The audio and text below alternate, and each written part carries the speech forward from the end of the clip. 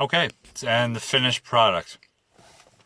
So as you can see, the all the instruments or all the lights, with the exception of the clock light, are working. Salvage yards are your friends. The reason that the clock light is not working is because there's a 1.2 volt in there. It takes a 1.5. If you're uncertain about what wattage bulb to use in what particular slot, don't worry. There's a guide right on the back of the instrument cluster that will tell you what voltage to use. And these bulbs are available every place. Hope that helps you guys out.